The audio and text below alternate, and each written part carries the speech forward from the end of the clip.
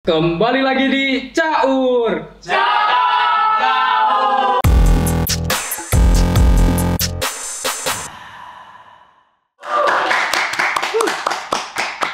Oke, Abang Gondrong.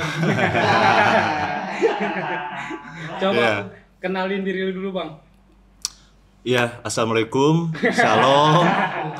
Assalamualaikum, shalom, Om Swastiastu, Namo Buddhaya, salam kebajikan buat kita semua. Ya, kenalin, gue manusia biasa. Ya, sama kayak kalian. Nama gue biasa dipanggil Nengok. Ya, kalau dipanggil Nengok dong, ya kan.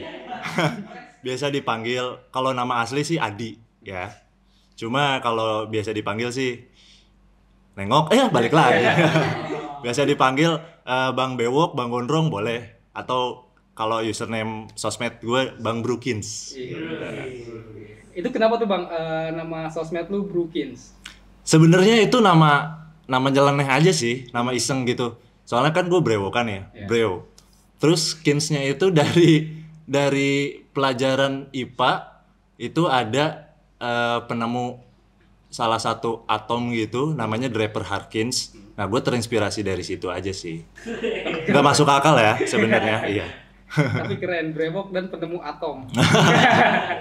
Apakah penemu atomnya brewok juga, Bang? Nggak tahu ya. Oh, nggak tahu. Oke, lu mulai gondrong dan brewokan dari kapan, Bang? Sebenarnya mulai ini nggak bareng. Jadi gondrong brewok dulu baru gondrong.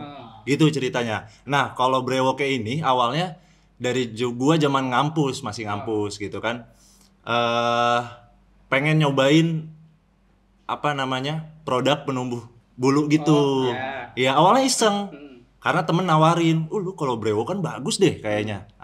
Oh boleh juga nih, gue cobain. Karena mungkin gue juga ada genetik, jadi cepet numbuhnya. Terus, looknya juga keren. Nah, habis gitu pengen gondrong nih nyobain, soalnya pengen ngerubah looks aja gitu. Jadi gondrong dan brewokan biar serem. Tapi ternyata enggak. Malah pada ketawa. Oke, yang bikin lu pengen gondrongin rambut dan brewok apa, Bang, sebenarnya, Bang? Sebenarnya ya itu tadi sih, pengen ngerubah looks. Karena sebelumnya, looks gue sebelumnya tuh kayak cowok-cowok yang baik gitu, yang nerd, lebih ke nerd gitu ya. Pakai kacamata, terus gue hairstyle-nya tuh yang kayak rapih banget, klimis gitu. Nah, gue bosen dengan looks kayak gitu, karena gue juga pengen ngerubah looks buat di karakter gue di entertain gitu. Tapi temen-temen lu pada komen ini nggak sih, Bang? Cukur apa rambut lu, terus cukur apa brewok lu gitu? Kalau temen main, temen deket, sahabat itu nggak pernah. Cuma netizen yang sering banget, gua bingung. "Bang, cukur apa, Bang?" Lah, kenapa sih rambut gua? Gitu kan? Iya. Nggak ngeganggu hidup lu juga rambut gua, masalahnya. Gitu. Oh, berarti lebih ke netizen berarti, Bang, yang nyuruh. Netizen seringnya. Tapi lu punya cewek, Bang? Ada. Nah, penilaian cewek lu gimana tuh tentang rambut yang gondrong itu? Iya, dia sih nggak apa-apa ya. Malah dia seneng. Soalnya dia demennya nonton film India. Nah, gue dikira orang India kali pas awal ketemu ya. Nah, dari situ dia suka kali. Ya udah, gue pertahanin sampai sekarang gitu. Berarti cewek lu support banget ya? Iya, support. Oke. Tapi bukannya kalau ngegondrongin rambut itu capek, Bang, ngurusnya? Capek sih, dibilang capek iya juga sih. Cuma justru gue lebih ngerasa nyaman karena gue nggak harus sering potong rambut. Karena kalau ngerawat rambut gondrong itu bisa di rumah, nggak perlu ke barber mulu gitu. Emang lu ngerawat rambut lu apa aja, Bang? Kalau ngerawat rambut sih paling gue kayak pakai, kalau habis keramas ya, terus pakai hair tonic gitu. Terus kadang-kadang hair mask, itu sih nggak sering-sering banget lah, sebulan sekali lah. Itu ada budgetnya sendiri nggak, Bang? Buat rambut lu doang? Kalau budget sih gue nggak pernah budgetin ya. Kalau buat rambut ya seadanya aja gitu. Oke. Apa yang paling bikin lu kesel kalau lu punya rambut gondrong? Gerah doang sih. Gerah. Terus kayak kalau di jalan gitu kan, kayak diliatin mulu sama orang gitu kan. Gondrong banget. Mana badan gue tinggi kan. Gitu. Itu aja sih, paling kayak risih aja sih, bukan yang kesel banget gitu sih. Oke. Tapi lu pas udah gondrong kayak gini, ada pikiran untuk cukur lagi nggak bang? Gue sempet pengen nazar nih. Hmm. Kalau gue udah nikah, gue udah punya anak, udah punya keluarga gitu, gue pengen potong gitu. Karena kalau kerjaan gue belum pengen gitu. Jadi belum ada sampai sekarang ya yang bisa bikin gue potong rambut. Tapi kalau misalkan lu di ini bang, ada kerjaan nih, uangnya gede, tapi lu cukur rambut, Kayaknya gue tolak. lu tolak. Kenapa? Karena ini tuh udah jadi kayak, kalian bisa lihat sendiri. Udah jadi kayak karakter gue gitu. Dan gue tuh kalau potong rambut gue nggak tahu harus hairstyle apa gitu loh. Itu masalahnya. Takutnya malah nggak cocok gitu kan. Itu.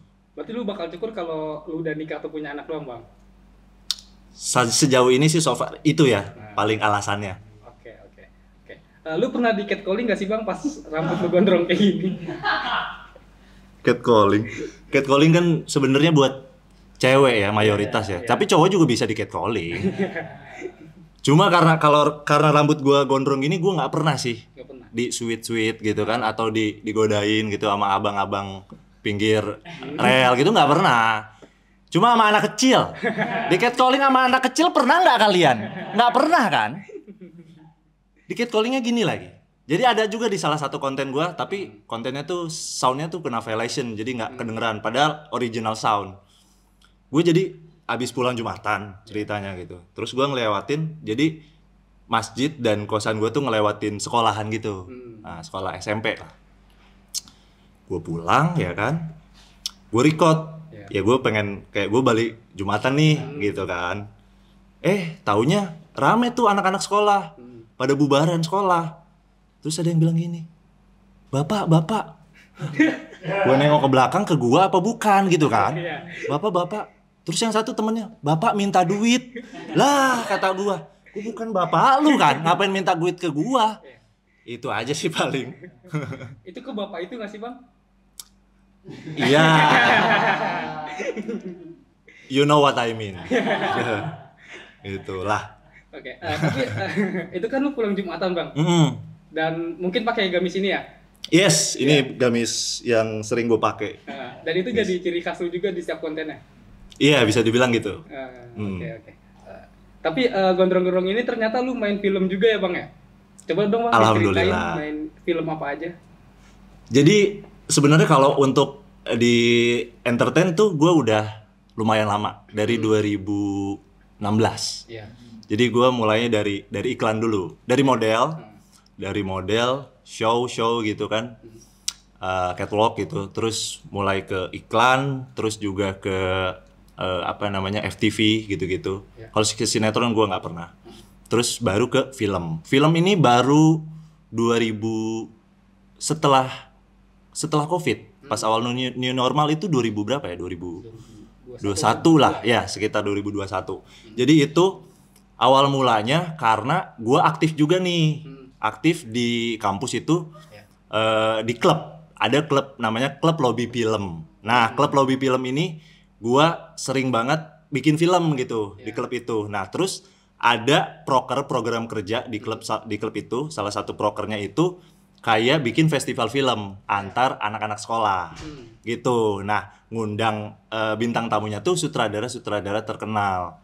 Nah, kebetulan pada saat gua masih menjabat sebagai anggota di klub tersebut, gua dipercaya buat jadi moderator seminar. Nah, bintang tamunya itu Mas Sentot Sahid. Kalau kalian tahu ya. Nah, Mas Sentot Sahid itulah yang ngebawa gua buat main film, dan itu film dia.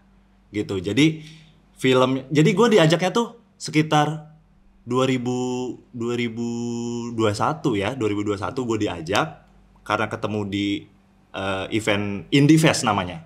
Di acara Indie Fest gue jadi moderatornya, terus ya gue di backstage kayak, Mas, gue juga di entertain loh gitu. Boleh dong nih nge-share foto profile gitu. Nah, terus asistennya minta, ya udah 1 tahun kemudian Mas Sentot hubungin gue. Dan itu yang bikin gue kaget, seneng, terharu juga gitu, nggak nyangka juga ternyata dia masih inget sama gue dan dia nawarin buat film judulnya Cek Ombak Melulu. Itu udah tayang juga di platform sebelah ya. Terus ya udah akhirnya main satu film, terus ada sequelnya, film keduanya diajak lagi. Jadi 2 kali sih. Kebetulan kalau film. Keren. Doain semoga kedepannya ada lagi. Itu dia. Tapi di film itu lu berperan sebagai apa, Bang? Di situ gue berperan sebagai chef Danang. Nama karakternya Danang. Jadi di situ gue sebagai temen lawan mainnya Brian Domani. Itu Brian Domani peran utamanya kan. Nah gue tuh cuma jadi chefnya gitu. Jadi ceritanya di situ Brian ini punya kafe dan gue jadi chef di kafenya dia gitu. Tapi lu belajar acting kayak gitu otodidak atau ikut kursus, Bang? Sebenarnya gue otodidak awalnya. Awalnya otodidak. Jadi gue tuh dari SMA emang anaknya tuh non akademis banget. Gue nggak suka, jarang masuk kelas. Seni banget, bener, seni banget. Jadi kayak kalau ada kegiatan seni di sekolah, pentas seni atau apapun itu, all about things seni gitu ya, art, gue seneng banget dan gue selalu ikut gitu, dari kayak teater, terus juga musikal, terus juga banyak lah pokoknya kegiatan seni gitu. Nah gue seneng di situ dari mulai teater. Nah di situ kan gue mulai ini ya dunia acting gitu. Gue seneng nih berperan gitu, menjadi seseorang atau menjadi sesuatu, gue seneng gitu, nggak jadi diri gue sendiri. Nah dari situ terus zaman kuliah gue ikut klub lobby film itu, terus juga ya di situ mulai gue buat kayak nyoba casting gitu, terus ya dapat kesempatan di iklan dan film akhirnya gitu. Berarti emang otodidak awalnya, Bang? Otodidak. Tapi setelah lu lebih dalemin lagi nih tentang acting ini, lu kayak ini gua banget nih, atau kayak kayaknya gua udah bosen deh dunia acting kayak gini. Nah itu ada momennya. Jadi ketika momennya, wah ini gua banget, itu ketika gua dapet iklan pertama gua. Iklan pertama gua itu ya adalah ya, nggak bisa gua sebut ya, karena kompetitor ya. Nah itu yang bikin memacu gue, karena nggak segampang itu ternyata gitu loh. Gue beratus-ratus kali casting ke PH-PH, ke production house gitu-gitu, itu udah gue jalani gitu. Bahkan casting masih pakai handycam lagi, terus nggak di-record, itu udah pernah gue rasain gitu. Sampai akhirnya gue dapet kesempatan main iklan, salah satu iklan, di situ tuh awal titik, wah ternyata gue bisa juga nih gitu, di entertain ini gue masih menjual lah istilahnya gitu. Terus kalau titik dimana gue udah mulai kayaknya gue udah nggak cocok setelah iklan terakhir gue. Jadi setelah film terus ada iklan lagi minuman energi gitu, itu bareng sama Ariel Noah. Cuma gue di situ malah ngerasa minder gitu, karena ada sedikit omongan ya sama antar talent gitu, kayak yang ngejatohin gue gitu, kayak lu tuh nggak cocok sebenarnya. Nah kayak gitu. Nah itu iya juga ya, kayak mungkin gue udah overuse, mungkin ya gue ngerasanya udah kebanyakan juga nih, mungkin udah waktunya talent baru gitu loh. Ya udah gue memilih akhirnya kerja gitu. Sakit hati nggak? Sakit hati sih enggak, cuma jadi bikin apa ya, kayak enggak juga sih, cuma kayak oh iya juga ya, malah mikir gitu, malah introspeksi, iya kayaknya gue udah overuse mungkin ya di entertain gitu sih. Tapi akhirnya lu balik lagi kan, Bang, ke dunia itu? Akhirnya balik lagi karena ya kesempatan, ada job itu sih. Kalau nggak ada job kan nggak balik lagi, ya kan? Itu. Kantor. Oke, biasanya kalau sekolah acting tuh ada pakemnya. nangis harus kayak begini, marah tuh harus kayak begitu. Nah, lu nemuin pakemnya lu itu gimana bang? Nah, karena gue kan nggak sekolah acting ya, Yeah. yang gue bilang tadi otodidak gitu, belajar sendiri. Paling ya cara nyari pakemnya tuh kayak gue research aja gitu. Karena kan ada tahapan yang setahu gue ya, Yeah. ada tahapan yang nangis tuh, yang ya nangis biasa, Yeah. nangis banget, sedih banget. Terus sedihnya tuh ada faktornya juga gitu. Yeah. Faktor karena kehilangan atau faktor karena bullying or something like that gitu, beda-beda kan. Nah itu sih gue paling analisis dulu gitu. Dari situ baru oh kayak gini, ternyata harus sedihnya kadarnya segini, marahnya kadarnya segini gitu sih. Tapi kalau lu misalkan main film nih bang, lu pengen banget tuh main film apa bang? Nah itu yang belum kesampaian sampai sekarang. Gue sebenarnya pengen banget jadi karakter yang kayak berandal gitu loh. Iya, kayak kalau film luar The Warriors. Yeah. Tahu kan? Iya kan? Yeah. 90s gitu kan, gondrong gitu, rebel banget gitu, anarki. Kayaknya keren gitu kelihatannya. Ya kan? Tapi kalau misalkan lu dapet tawaran bang dari sutradara, suruh main film horor, lu bakal sikat nggak bang? Gue pengen banget. Tapi lu jadi setannya bang? Iya nggak apa-apa, nggak apa-apa. Nggak apa ya. Yang penting main film horor. Yang penting dapat film horor. Oke. Kalau film romance, siapa cewek yang lu pengen banget ditandemin sama lu?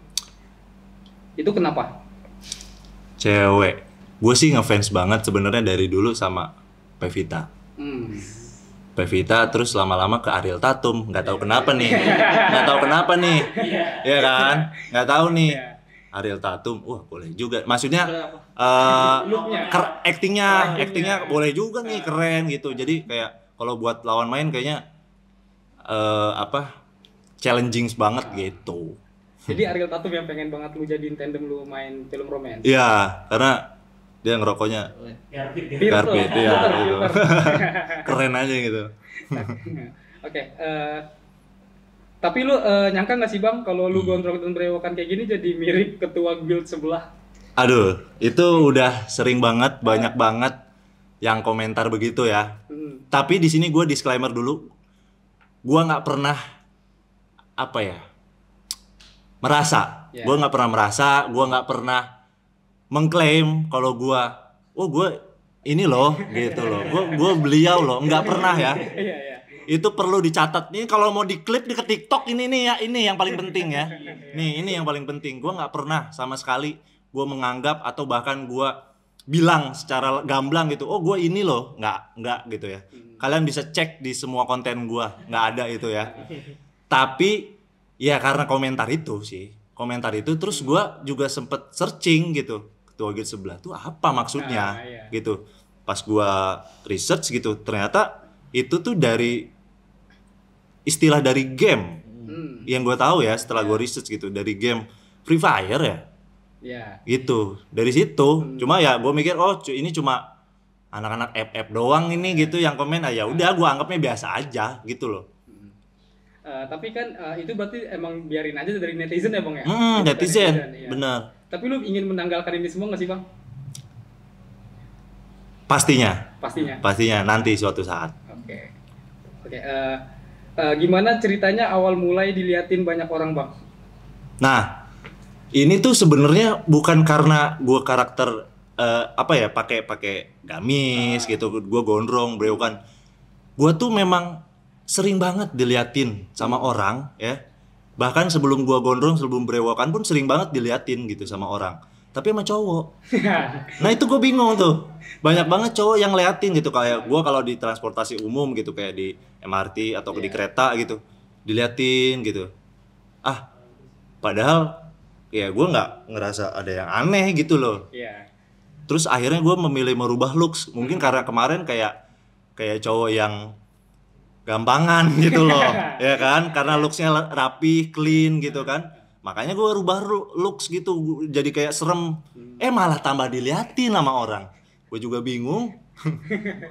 Berarti emang kayaknya lu ini banget bang, jadi trendsetter banget buat orang-orang. Kayaknya sih gitu ya. Gue nggak merasa ya. Oke, terus sebagai muslim, lu kan sholat Jumat. Yeah. Nah itu gimana bang sholat dengan penampilan kayak gini? Ya sebenarnya coba kalian lihat baik-baik, teliti baik-baik. Apa yang salah? Ini kan gamis memang diciptakan untuk orang muslim. Iya. Dan bisa dipakai untuk sholat. Nggak ada yang salah kan? Iya, iya. Itu. Berarti yang salah yang menilai aja bang? Ya, yang salah yang menilai. Gitu. Oke. Tapi lu pernah nggak sih bang diusir pas pengen sholat Jumat gara-gara kayak begini? Nggak pernah sih. Pernah. Nggak pernah sih kebetulan gitu ya. Karena emang nggak apa ya? Nggak terlalu menonjol juga sih gua. Gitu sih mungkin. Oke, tapi lu kenapa senekat ini bang? Maksudnya kan kayak lu gondrong gitu kan, gondrong terus pakai gamis kayak gini, terus lu nekat banget sholat Jumat dengan setelan yang kayak gini.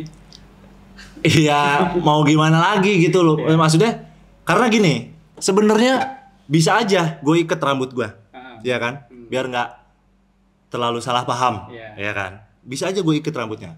Cuma kalau sholat itu, yang gue tahu ya, correct me if I'm wrong. Ada dalilnya juga, bisa kalian searching. Cuma gue nggak bisa sebutin ya. Cuma gue pernah baca gitu. Kalau cowok gondrong, ini kan sebenarnya sunnah juga. Kalau dalam agama Islam, ya, ini sunnah. Dan kalau sholat pun itu nggak boleh diikat. Gitu. Jadi ya daripada gue dari rumah gue ikat, terus sholat gue gerai, kan capek gitu. Ya udah mendingan digerai aja dari rumah ke masjid. Ya kan nggak ada yang salah juga. Tapi gimana reaksi lu pas diliatin orang-orang kalau habis sholat Jumat bang? Gue sih lebih kepada apa ya? Ya udah aja, nggak bisa maksa. Jangan liatin gue dong. Itu kan nggak bisa juga ya kan? Apa sih kalian lihat-lihat kan nggak bisa juga. Ya udah aja, gue yang penting gue sudah ibadah gitu kan. Yang penting urusannya gue dengan Tuhan. Itu. Yang penting urusannya sama Tuhan tetap berjalan ya. Itu dia. Kalau sholat Jumat lu tipe orang yang datang pas khotbah atau pas udah qomat bang baru datang? Itu sih kondisional ya. Kondisional. Tapi seringnya pas lagi khotbah gitu. Biar gue nggak terlalu dilihatin sama orang gitu. Kalau dari awal itu sih. Tapi di masjid lu itu ada ini nggak sih bang kayak Jumat berkah gitu terus lu ikut ngantri Jumat berkahnya lu ambil gitu? Iya itu pernah. Jadi karena kan gue kadang nggak di satu masjid gitu ya.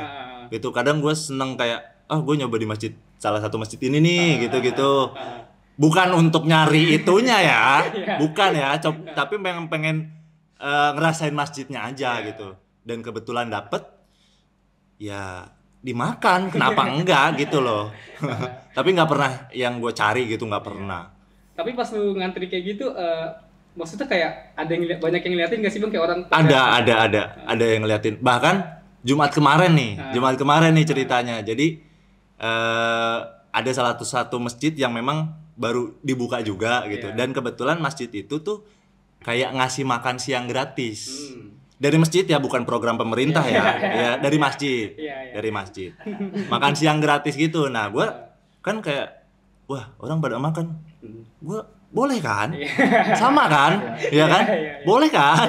Ya gue ngikut ngantri makan tapi ya diliatin kayak. Nah, gue di situ agak sempet minder gitu. Gue ini masuk kriteria nggak sih gitu yang boleh dapat makan siang itu gitu.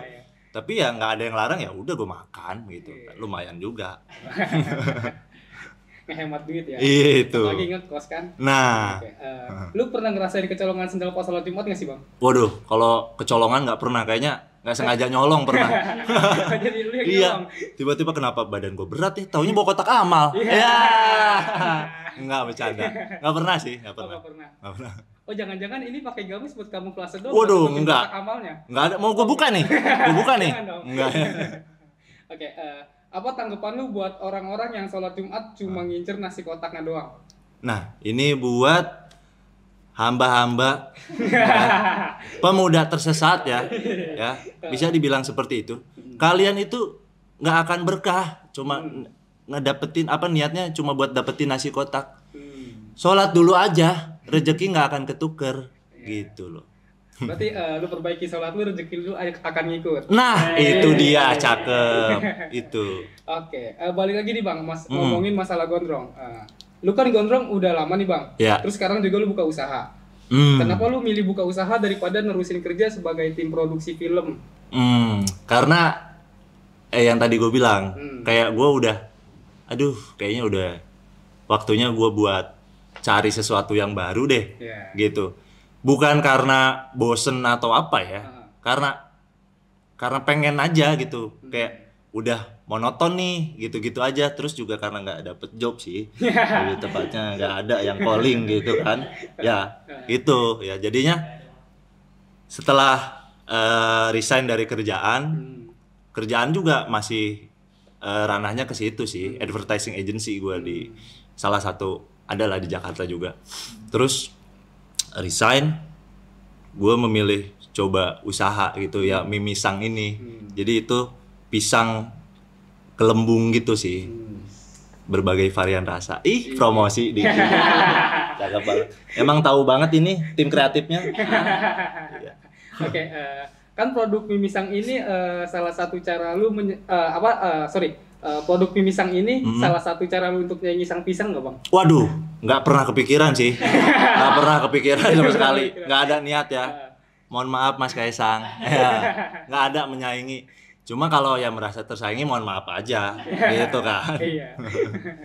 Oke, tapi kalau Mimisang udah nggak rame lagi, aduh jangan deh. Lu nggak akan tiba-tiba jadi ketua partai atau tiba-tiba naik jet pribadi kan Bang? Waduh, enggak ya, enggak sih. Enggak. Karena gue nggak ada ke situ lah, ya kan? Iya. Nggak ada background di situ, gitu. Bukan dari keluarga tukang madu. Oh bukan ya. Gitu aman. Masih warga biasa, warga sipil. Oke, 2 bulan lagi kan puasa nih Bang. Nah iya. Ya. Apa nih rencana lu buat war takjil di bulan Ramadan tahun depan? Karena kita harus punya strategi baru Bang. Benar. Apa strategi lu? Iya, kalau strategi gua belajar pengalaman dari war takjil sebelumnya kan. Karena war takjil setahu gua ramenya tuh tahun kemarin, ya kan? Tahun sebelumnya sih udah ada juga, cuma rame banget tuh pas tahun kemarin. Nah, di tahun ini gua rencana kayak gimana kalau war takjil ini harus nunjukin KTP. Nggak bisa ngapa-ngapain kan kalian, ya kan? Nunjukin KTP atau suruh syahadat coba.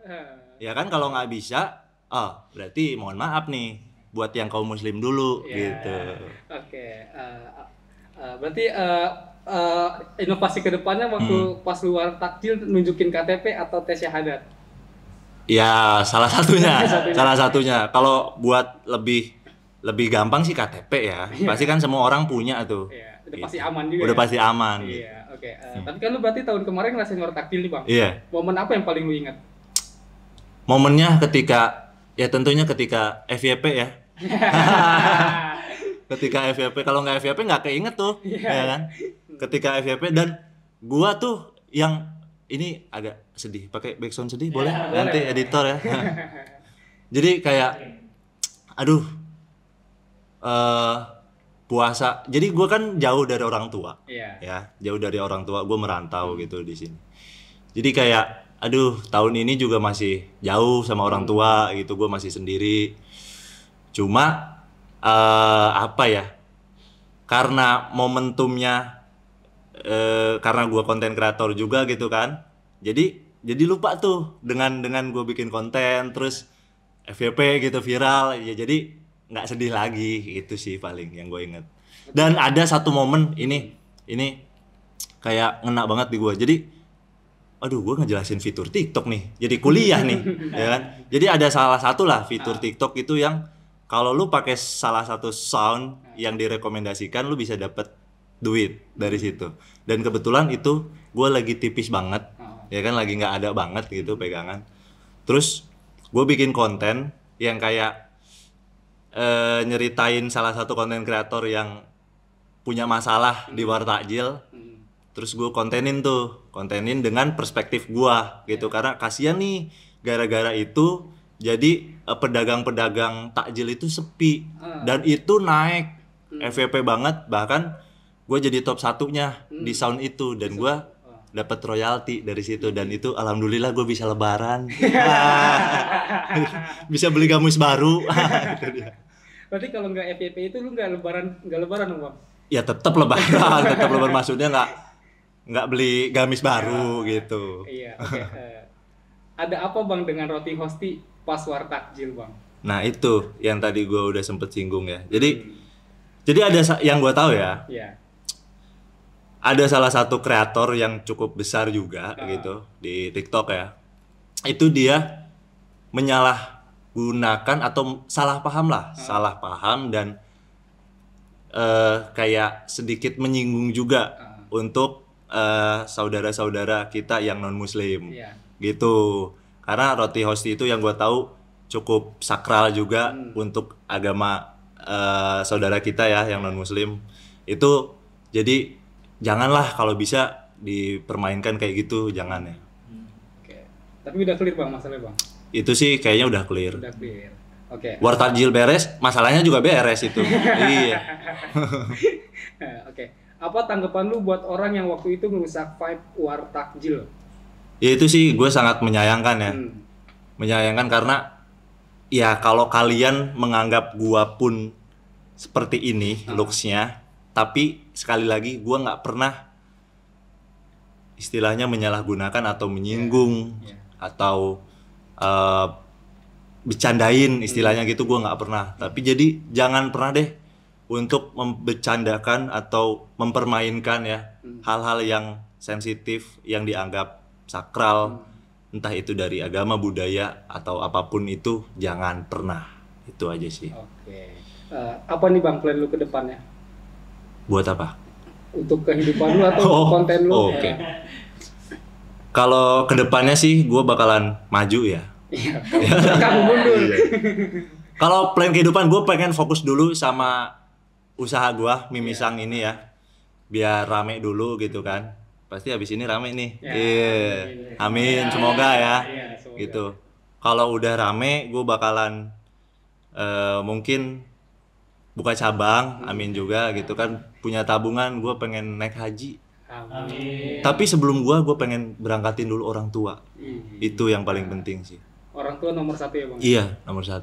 Oke, terakhir Bang, kasih kata-kata buat followers Jakarta Keras. Buat para Jakers nih, kalian asik. Gue kayak tengil banget ya. Sorry, mohon maaf. Hilaf. Buat followers Jakarta Keras. Jangan keras-keras ya. Jangan keras-keras kalau komen di konten orang ya. Karena kita nggak pernah tahu mental seseorang itu kayak gimana gitu kan. Apalagi kalau sampai orang jadi stop buat berkreasi, buat bikin konten, itu hati-hati banget. Karena ya yang tadi gue bilang, mental orang tuh kita nggak pernah tahu kuat atau enggak. Jadi bijaklah dalam, terutama juga buat konten kreator juga gitu. Sama pesannya, jangan sembarangan bikin konten, harus research. Kalaupun iseng pun kalian harus tahu, konten gue berdampak apa nih ke depannya gitu. Akankah merugikan atau menguntungkan gitu. Jadi hati-hati dalam bersosial media, intinya sih itu buat kita semua. Oke, tepuk tangan dulu.